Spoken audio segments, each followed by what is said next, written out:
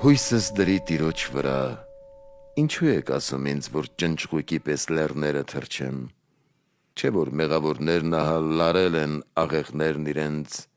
պատրաստել են նետերը կապարճներում, որ մութն ընկնելիս ձգեն ուղղամիտների վրա։ Ինչ դու շինեցիր, ավերեցին նրանք, իսկ արդարն ինչ արեց։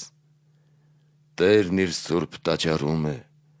Տերը երկնքում է իր գահի վրա, նրա աչքերը նայում են տնանքներին,